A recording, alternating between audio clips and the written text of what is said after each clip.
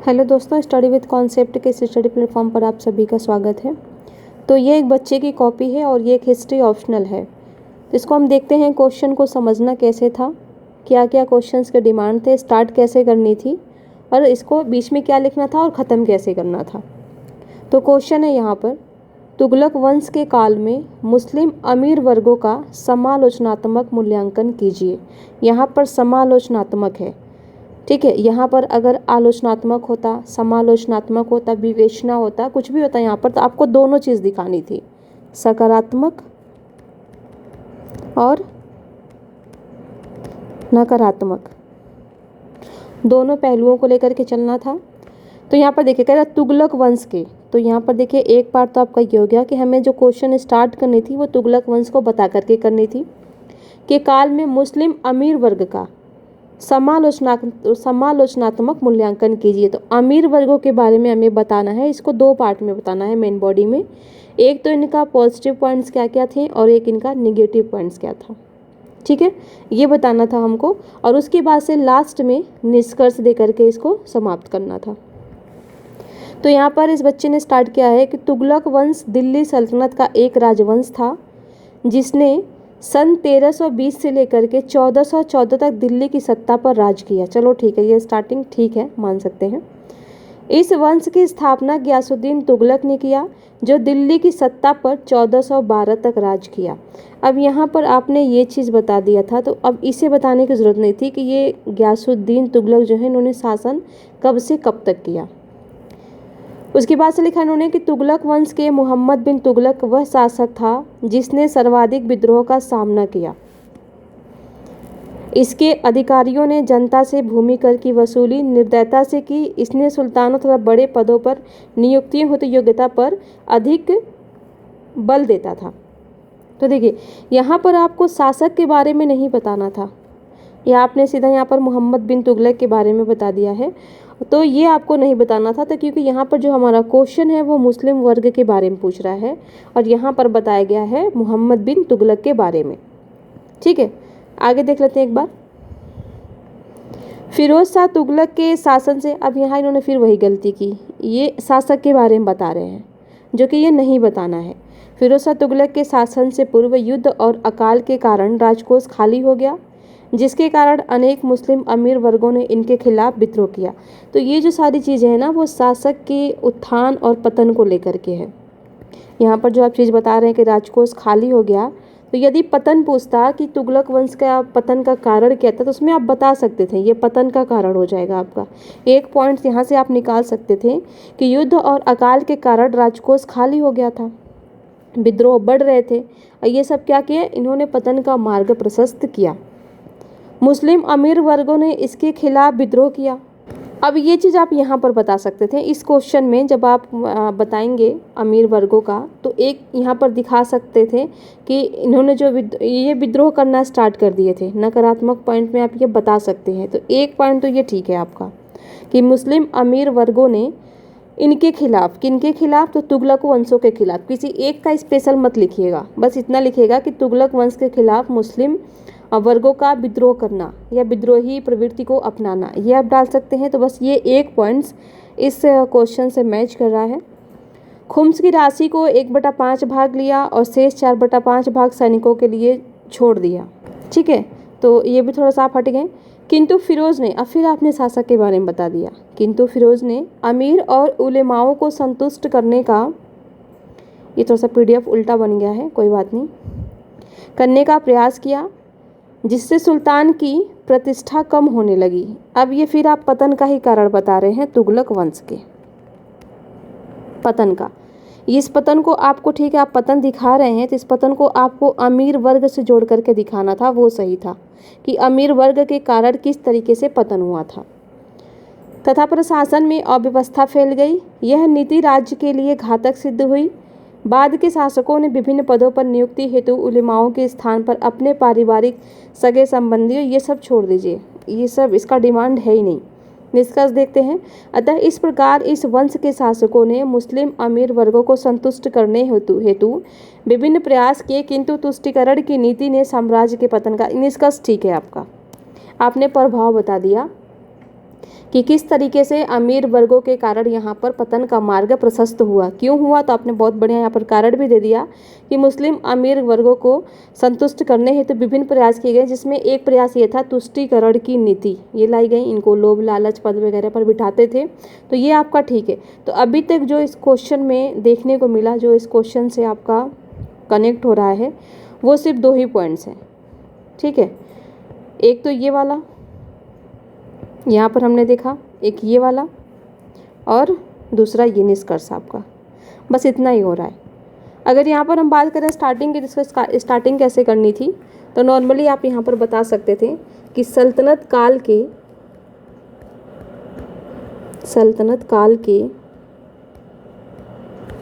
शुरुआती वर्षों में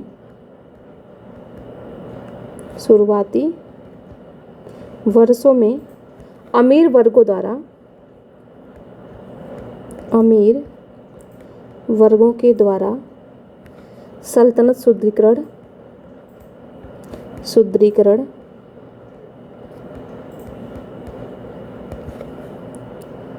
कुशलतापूर्वक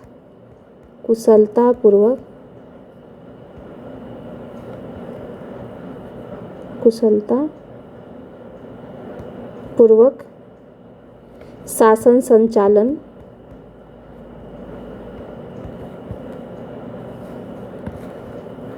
में महत्वपूर्ण योगदान दिया गया,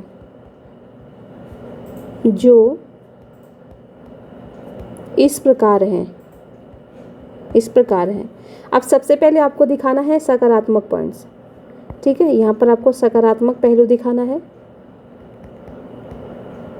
सकारात्मक। तो बताइए कैसे, तो विदेशी आक्रमणकारियों से सुरक्षा करके। अब इसके बीच में आप लिख देंगे कैसे, तो अमीर वर्गों को सैनिक रखने का अधिकार होता था, ये सैनिक रखते थे, उसको प्रशिक्षित करते थे, और उसी के माध्यम से ये इस आक्रमण को रोकते थे, ठीक है। इसके बीच में आप लिख सकते हैं। फिर अनुशासन था, तब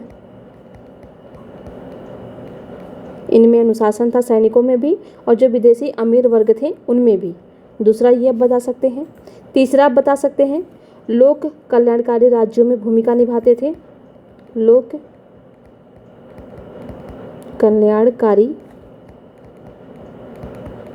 राज्यों में जैसे संसाधनों का वितरण करने में काफ़ी इनका महत्वपूर्ण योगदान रहा था। फिर स्वामी भक्ति की प्रबल भावना, यानी शासकों के प्रति वफादार होते थे ये, तो स्वामी भक्ति की प्रबल भावना ये आप दिखा सकते हैं।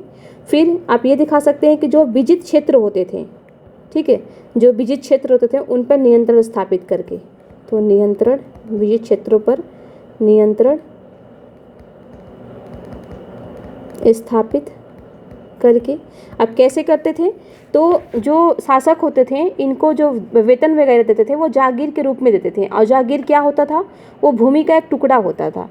तो जहाँ पर वो जीतते थे जिस क्षेत्र को, उस क्षेत्र को इनको जागीर के रूप में इसलिए देते थे कि एक तो ये उसके उत्पादन से अपना खर्चा भी चला लेंगे, और जब ये होगा कि इसी से इनकी आजीविका चलेगी, यही इनकी आजीविका का आधार है, तो वो उस पर ज़्यादा फोकस करेंगे।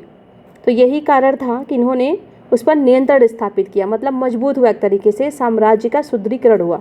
तो ये बताएंगे नियंत्रण स्थापित, विजित क्षेत्र पर नियंत्रण स्थापित करके, जैसे साम्राज्य का, या यहाँ पर लिख सकते हैं साम्राज्य के सुदृढ़ीकरण में, ये वेस्ट होगा आपका, तो साम्राज्य के सुदृढ़ीकरण में।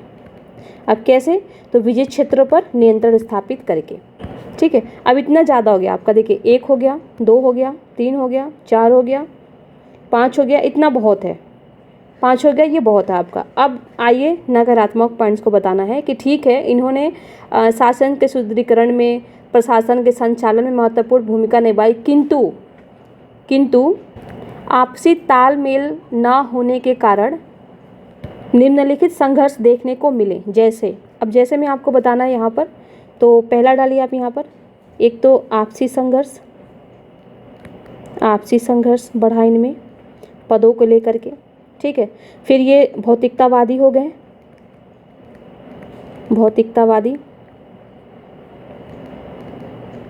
भौतिकतावादी हो गए, जिसे विलासितापूर्ण जीवन पर ये ध्यान देने लग गए, अनुशासन वगैरह सब इनका खत्म हो गया। तो यहाँ पर आप तीसरा बता सकते हैं, अनुशासन समाप्त हो गया, स्वामी भक्ति का अभाव भी हो गया, यानी भ्रष्टाचार बढ़ गया ज़्यादा, अभाव। फिर आप पांचवा लिख सकते हैं यहाँ पर, जनता पर, साधारण जनता पे, साधारण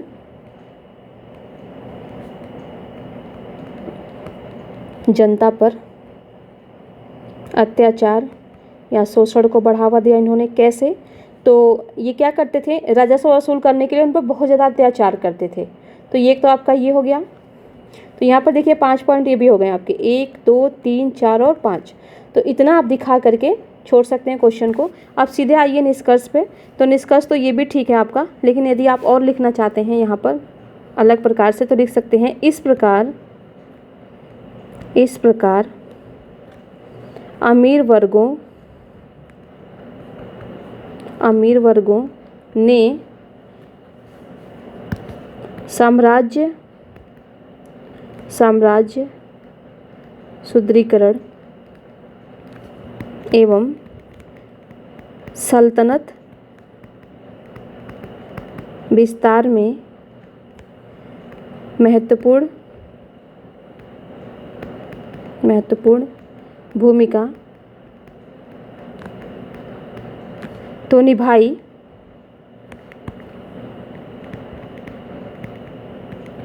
परंतु आपसी संघर्ष, भौतिकतावादी स्वरूप,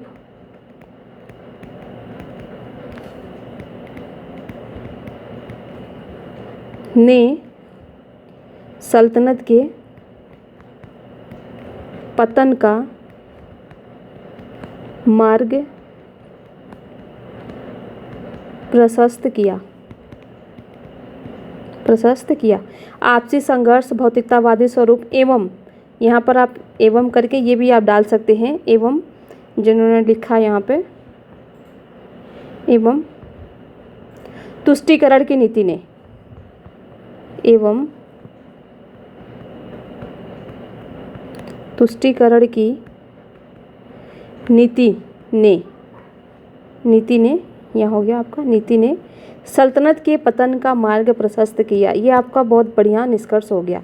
तो ये था क्वेश्चन का डिमांड, ठीक है। यहाँ पर आप देख सकते हैं यही था, 3 पार्टों में था यहाँ पर।